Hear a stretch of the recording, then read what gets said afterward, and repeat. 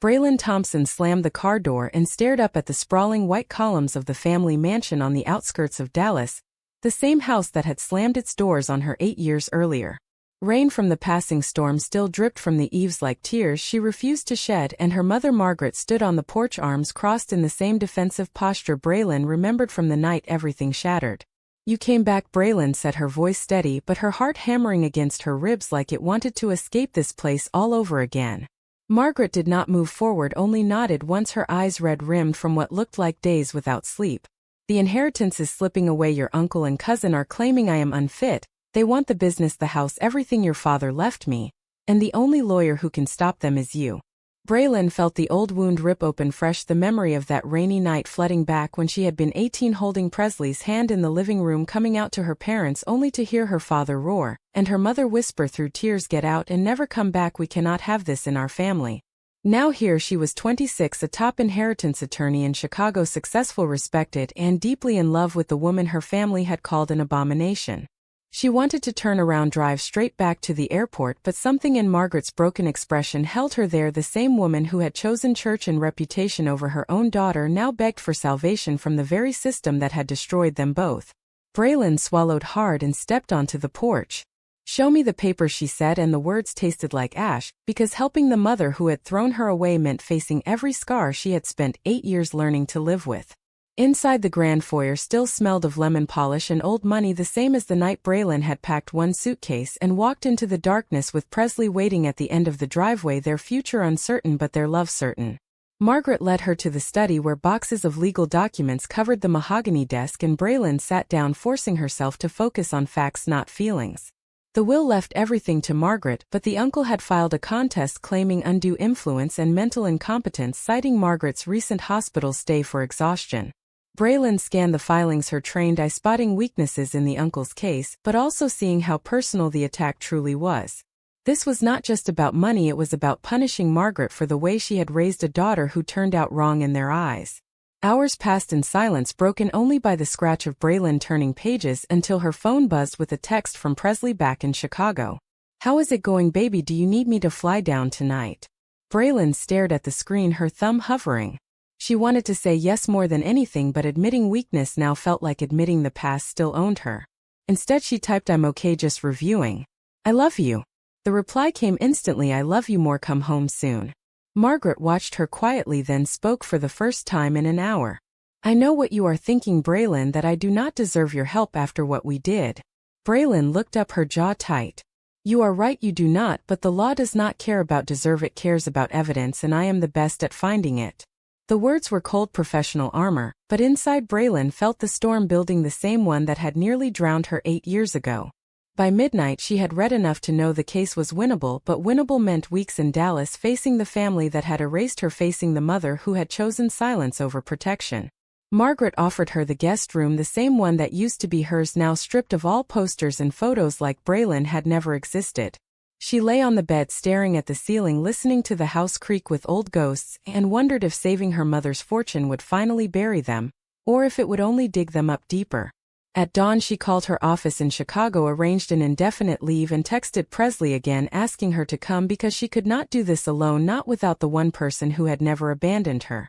When Presley agreed without hesitation, Braylon felt the first crack in her armor, the first terrifying hope that maybe this return was not just about justice, but about something more dangerous, forgiveness. The price of that hope already felt too high.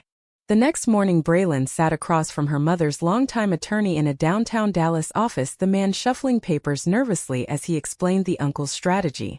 "They have witnesses claiming your mother showed signs of confusion after your father's heart attack," he said, avoiding Braylon's eyes. She knew what the real issue was, the same prejudice that had driven her out, now weaponized against the woman who had once wielded it. Braylon kept her face neutral, jotting notes, but inside she raged at the hypocrisy. Her older brother Derek arrived unannounced, his suit rumpled from the flight from Houston, and the moment he saw Braylon his expression hardened. "You have some nerve showing up now," he said, voice low. Braylon stood slowly, meeting his gaze. "I am here because Mother asked me to be, not for you." Derek laughed bitterly, the sound echoing in the conference room. "You destroyed this family once with your choices, and now you want to play savior." The words landed like blows, but Braylon had learned in courtrooms how to absorb them and strike back with facts. The will is ironclad, she replied calmly, unless you have proof of incompetence beyond gossip. Derek left, slamming the door, and Braylon turned back to the attorney, her hands steady only because she forced them to be. That afternoon she walked the town square where she had grown up, the same streets where neighbors had whispered after her disappearance. A former high school teacher spotted her and crossed the street to avoid eye contact, the small gesture reopening the old isolation. Braylon bought coffee at the corner shop and sat on a bench dialing Presley. "I need you here," she admitted, finally, the words cracking her voice. Presley arrived that evening, her flight delayed by weather, and the moment Braylon saw her at baggage claim, the tension in her shoulders eased. They embraced tightly in the terminal, ignoring the stares from conservative travelers, and drove back to the mansion in silence until Presley spoke. "Tell me what you are really feeling, Braylon, not the lawyer version." Braylon gripped the wheel tighter. "I hate that I still care. I hate that part of me wants her to see how far I have come without her. But mostly I hate that helping her feels like betraying the girl I was, the one they threw away." Presley reached over, squeezing her hand. "Then we fight this together, but you decide the price you are willing to pay."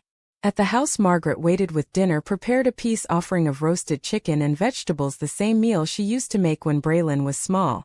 They ate in awkward silence until Margaret finally spoke. "I sent you money every year, you know." Braylon froze, fork halfway to her mouth. "Derek intercepted the letters. He said he was protecting me from myself." The revelation hit like a truck. The mother who had seemed so weak had tried in secret and been blocked by the family Braylon thought hated only her. Anger toward Derek surged, but also toward Margaret for not fighting harder.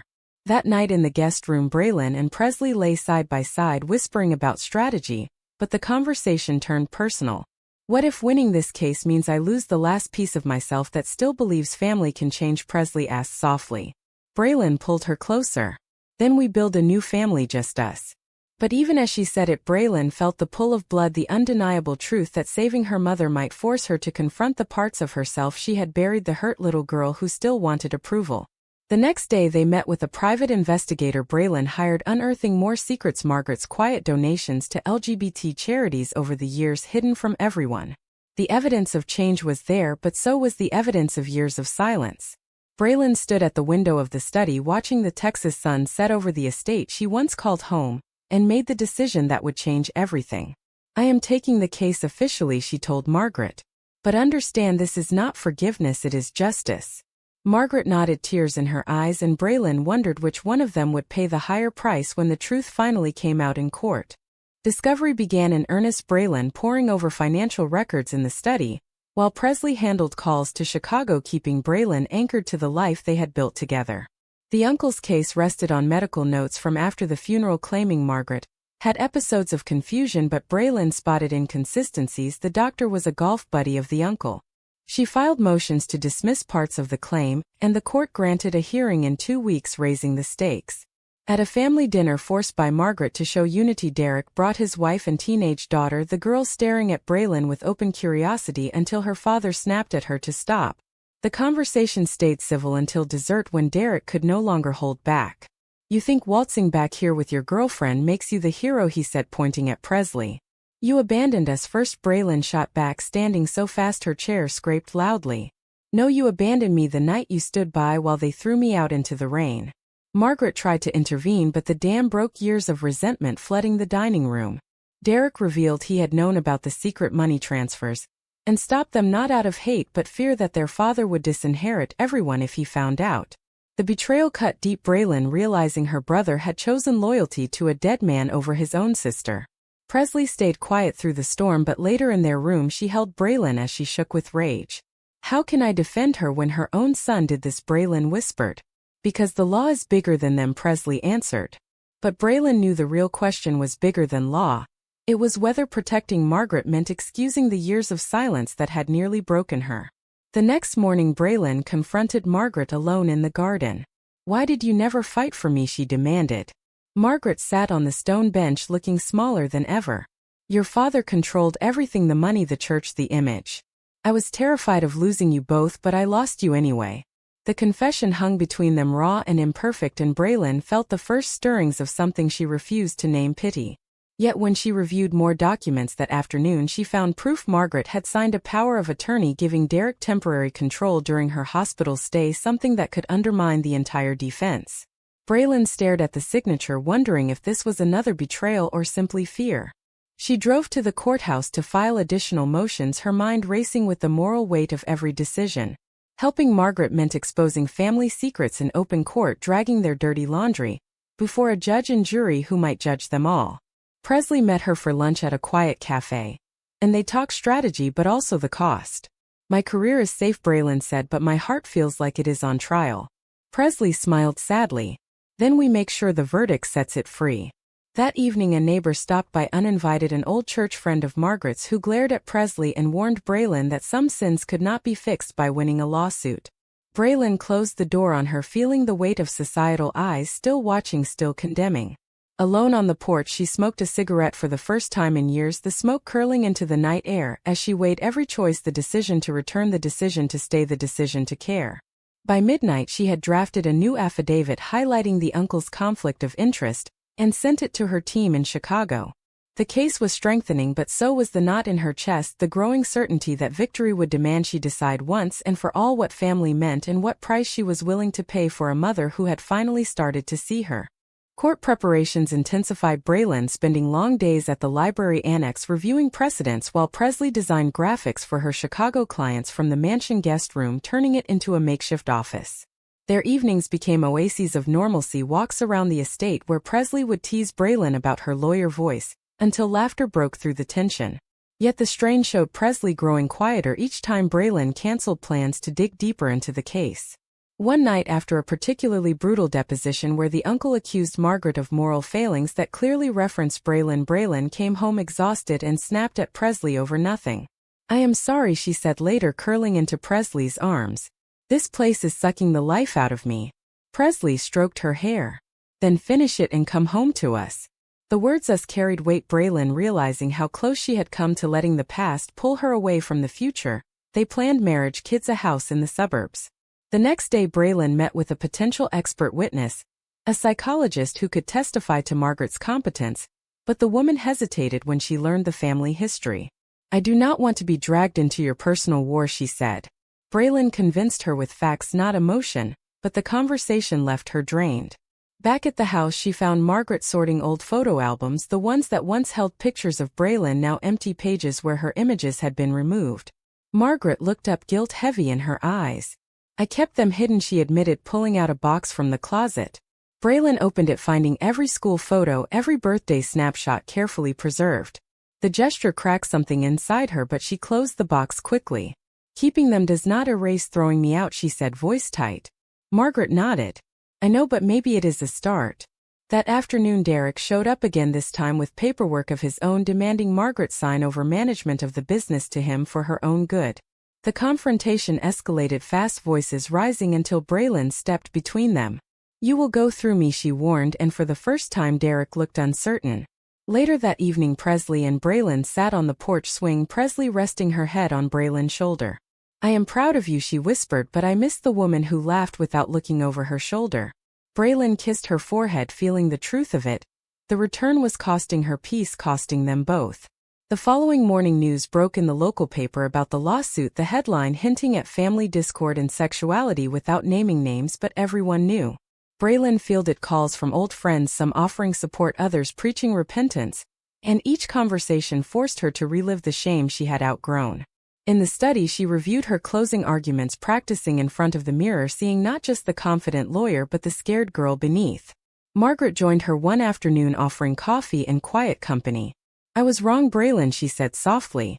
"About everything." Braylon did not answer immediately, letting the words settle, but when she finally spoke it was with measured honesty.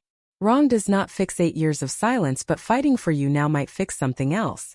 The night before the hearing Braylon and Presley lay awake talking about the future, the wedding they wanted, simple and full of chosen family. Braylon felt the pull of two worlds, the one that had rejected her, and the one she had built, and she knew the hearing would force a choice. At dawn she dressed in her sharpest suit, kissed Presley goodbye, and drove to the courthouse, ready to pay whatever price justice demanded, even if it meant losing the last fragile thread connecting her to the mother who had finally begun to reach back. The courtroom in downtown Dallas buzzed with tension as Braylon stood to deliver her opening statement, the judge watching closely, and the gallery filled with curious locals and family. Margaret sat at the table beside her looking frail, but determined, while Derek and the uncle glared from the other side. Braylon spoke, clearly laying out the evidence. The will was valid, the incompetence claims baseless, and the true motive revenge wrapped in homophobia. The uncle's attorney objected repeatedly, but Braylon countered with precedent after precedent, her voice never wavering even when Derek muttered slurs under his breath. Cross-examination of the uncle's witnesses revealed lies, the doctor admitting golf games influenced his notes, the neighbor admitting church gossip shaped her testimony. Braylon felt the case shifting in their favor, yet each victory carried personal cost, the public airing of family pain, the stares that followed her in the hallways. During a recess, Presley met her in the restroom, hugging her tightly. "You are incredible," she said, but Braylon could see the worry in her eyes, the fear that this fight was changing her. Back in session, the uncle took the stand, and under Braylon's relentless questioning admitted the real reason. He wanted control, to keep the family name clean from the stain of her existence. The gallery gasped, and the judge warned him, but the damage was done, the prejudice laid bare for all to see. Margaret testified next, her voice trembling as she described the years of regret, the secret support she had tried to give, and the fear that had silenced her. Braylon watched her mother break on the stand, and felt an unexpected surge of protectiveness, the kind she thought long dead.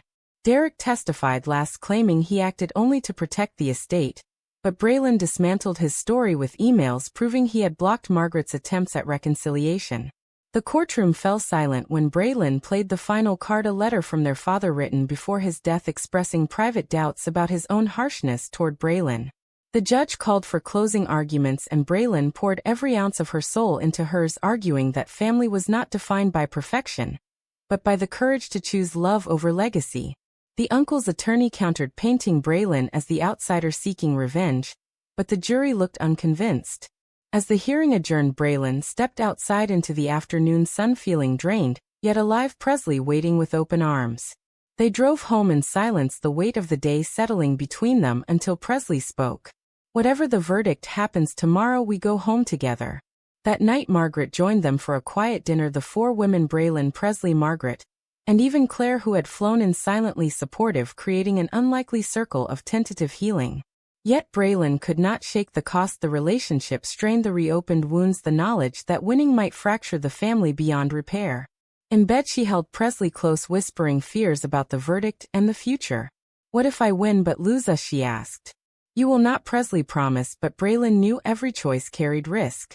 The next morning they returned to court, the judge ready to rule, and Braylon stood tall, knowing she had given everything, the truth, the fight, the chance at redemption. And now the price would be revealed for all to see. The judge delivered the verdict in a packed courtroom, ruling fully in Margaret's favor. The will upheld, the contest dismissed, and control returned to her, with a stern warning to the uncle about using the courts for personal vendettas. Braylon felt the victory like a wave crashing over her, relief mixed with exhaustion, as Margaret hugged her tightly for the first time in 8 years, whispering thank you.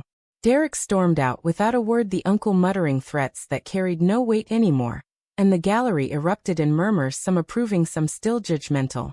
Outside on the courthouse steps, reporters waited, but Braylon declined comment, guiding her mother and Presley to the car, where Claire waited with a small smile.